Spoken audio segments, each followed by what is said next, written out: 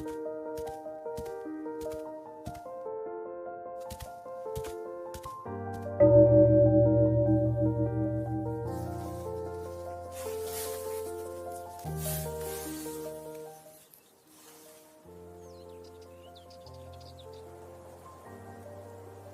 ัญญาจากที่หลวงตามาสอนควรจะทำยังไงต่อดี การพิจารณาความตายกับการแผ่เมตตานั้น เป็นการพิจารณาให้เห็นจากข้างในอย่างสม่ำเสมอ เราควรส่งมรณา เมตตาและโยนิโสแอบเข้าไปเป็นไส้ศึกในเมือง ไปสอนชาวเมืองตลอดเวลา ให้จิตยอมจำนนแก่ใจกับความจริงที่ว่ามันไม่เคยมีเรามีเขาอยู่จริง ความยึดมั่นในตัวเราของเรา หรือการแบ่งแยกเป็นเรากับเขานั้น เป็นเพียงสังขารความปรุงแต่งที่เกิดขึ้น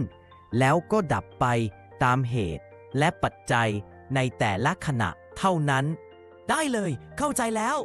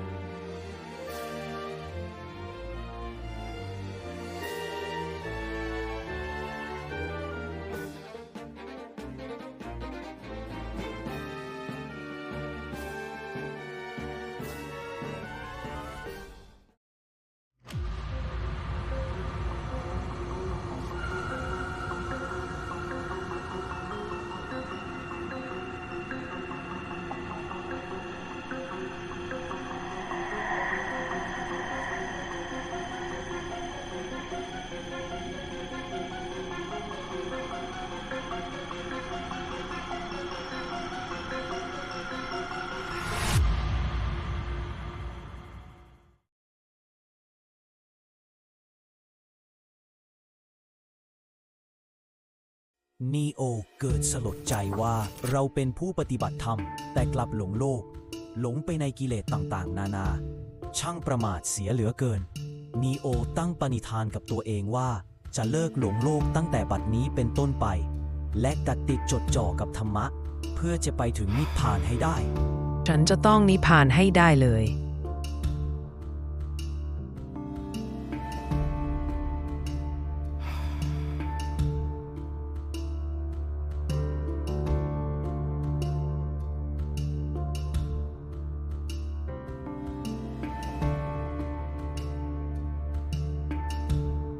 นายเป็นอะไรน่ะทำไมพอเริ่มปฏิบัติธรรมจริงจังแล้วดูเครียดดูเศร้ามากกว่าตอนหลงสาวซะอีก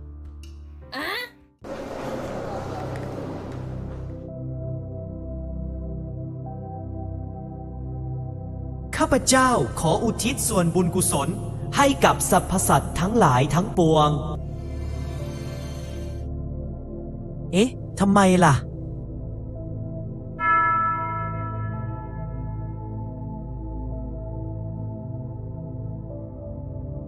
พุทธธรรมะสังฆะข้าพเจ้าขออุทิศส่วนบุญกุศลให้กับสรรพสัตว์ทั้งหลายทั้งปวง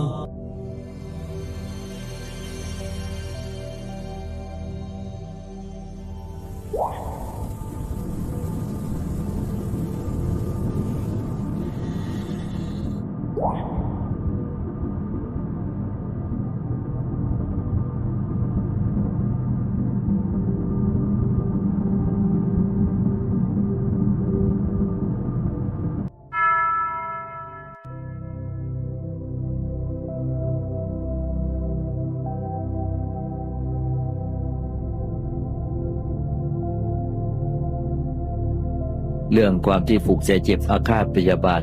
สิ่งใดคนใดก็ให้น้อมเมตตาออกจากใจที่บริสุทธิ์ไม่มีตัวตนของผู้แผ่เมตตาน้อม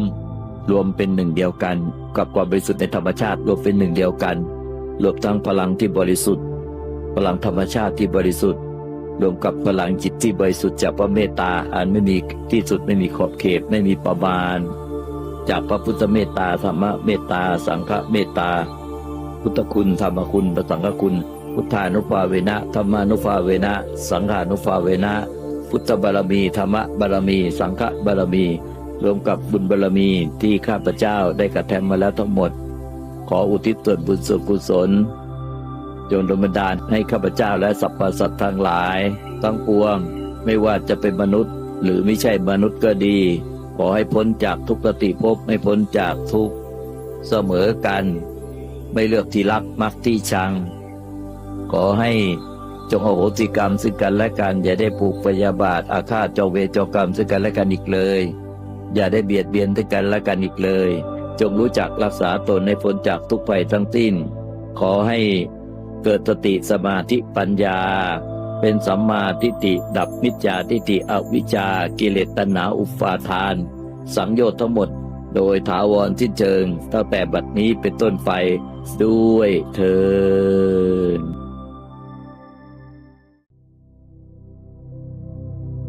เรายิ่งแผ่เมตตาเนี่ยมันเหมือนเทียนเราเนี่ยเราจุดไฟเทียนหนึ่งเล่มเรามีแค่ไฟเทียนมันก็สว่างแค่บริเวณรอบๆตัวเรานิดหน่อยแทบจะมองไม่เห็นเลยแต่ถ้าเราให้คนอื่นจุดมากมายเหมือนทั้งศาลาเนี่ยให้ทุกคนจุดไฟจากเทียนเราไปเนี่ยทุกคนก็มีเทียนที่จุดสว่างขึ้นมาทุกคนศาลานี้ก็สว่างทั้งศาลาเราก็ได้รับความสว่างเพิ่มขึ้นจากไฟที่ต่อไปจากเรานี่เองเพราะฉะนั้นยิ่งให้ยิ่งมาก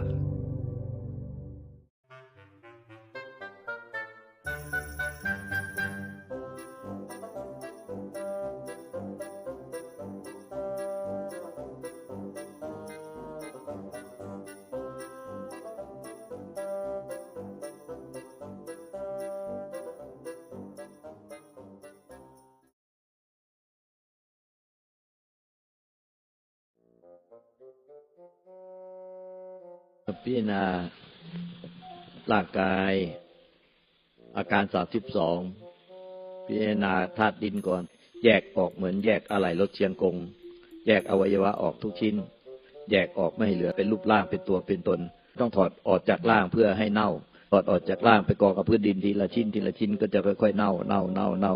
มาจากดินกลับคืนสู่ดินน้อมเงี้ยแล้วก็ถ้ายังไม่เน่าก็เอาไฟเผาให้เป็นขี้เถ้าตุลีไปสลายกลับคืนสู่ดินหมดแล้วก็น้ำเลือดน้ำเหลืองน้ำลายน้ำปัสสาวะก็น้อมให้กลับคืนสู่น้ำทะเลมหาสมุทรมาจากน้ำกลับคืนสู่น้ำไม่เหลือตัวตนน้อมตัดลมหายใจตัดลมตดลมเลอก็ระเหยไปในธรรมชาติไม่เหลือตัวเหลือตนไม่เหลือเราตัวเราของเราที่เทียมแท้แน่นอนธาตุไฟความร้อนความอุ่นในร่างกายก็ระเหยไปคืนสู่ธรรมชาติไม่เหลือตัวตนนิโอเราว่าเธอกำลังทำผิดหลวงตาบอกว่าพิจารณาความตายให้เห็นว่าไม่เหลือตัวตนไม่เหลือตัวเราของเราน้อมซ้ำใจมันจะคลายจากความหลงยึดมั่นถือมั่นว่าร่างขันธ์ห้าร่างกายเหล่านี้เป็นตัวเป็นตนเป็นเราเป็นตัวเราเป็นของเราที่เที่ยงแท้แล้วมันก็จะสิ้นความยึดมั่นถือมั่นเป็นตัวตนแล้วจะไม่เอาตัวตนของไม่มีตัวตนของเราไปยึดมั่นถือมั่นสิ่งใดให้เป็นทุกข์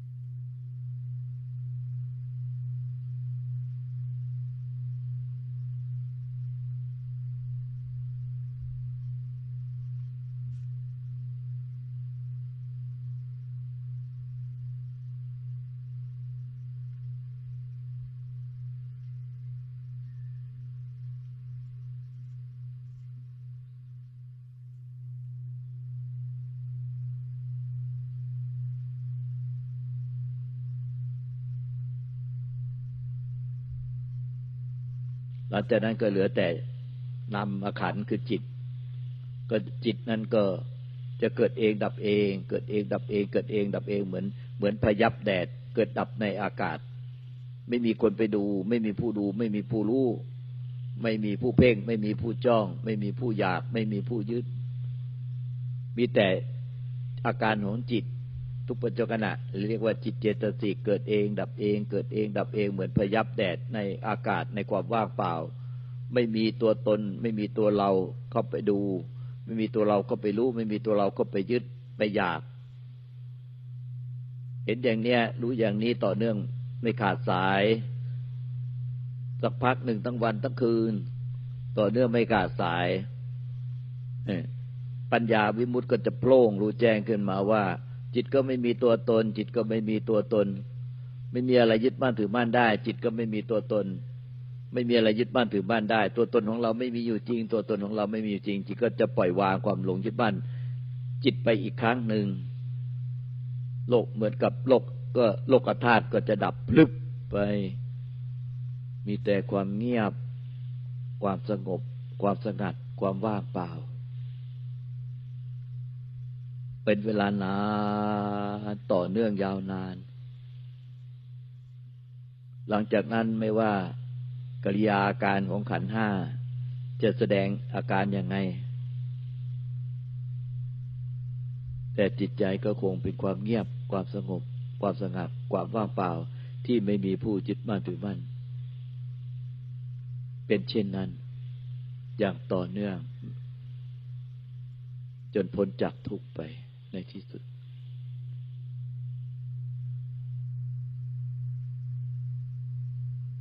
เงียบมากเลยมันคืออะไร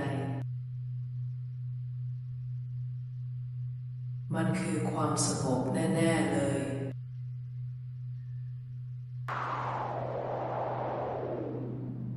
ความสงบหายไปไหนแล้ว ฉันจะหาความสงบอีกทีได้อย่างไร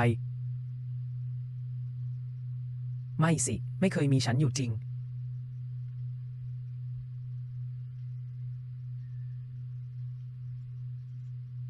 ตัวฉันก็เป็นแค่สิ่งเกิดดับ ความสงบมันเป็นของมันเอง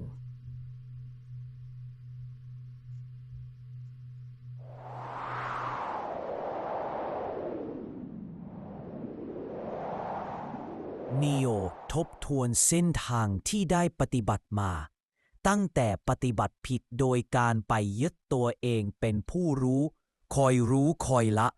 จนเห็นแจ้งว่าตัวผู้รู้ที่ยึดเป็นตัวเองก็เป็นแค่สิ่งเกิดดับเหมือนกัน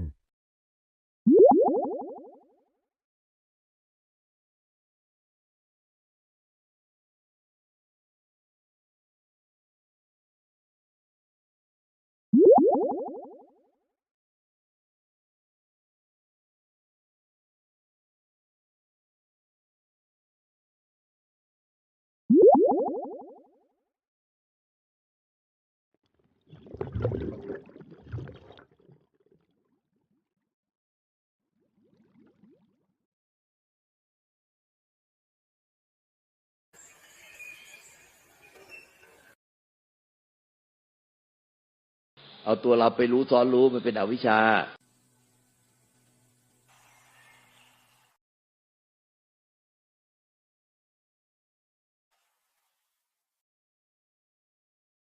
เอาตัวเราไปรู้ซ้อนรู้มันเป็นอวิชชา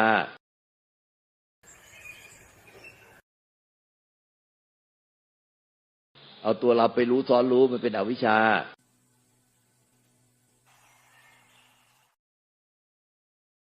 เอาตัวเราไปรู้ซ้อนรู้มันเป็นอวิชชา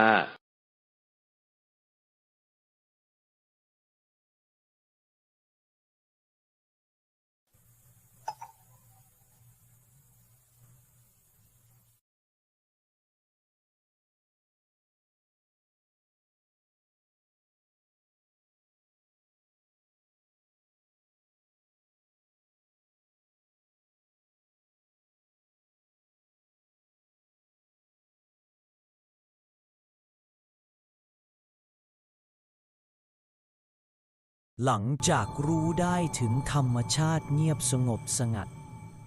นีโอก็ไปยึดความเงียบสงบสงัดนั้นดั่งจิตว่าง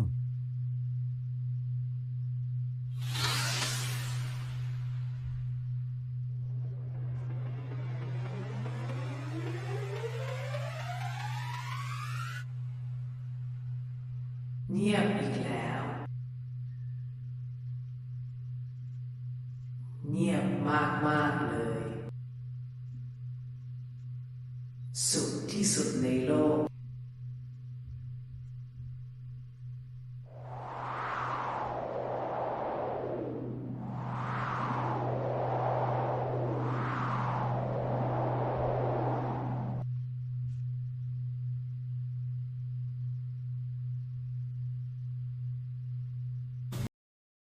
อย่ายืด อย่ายืด อย่ายืด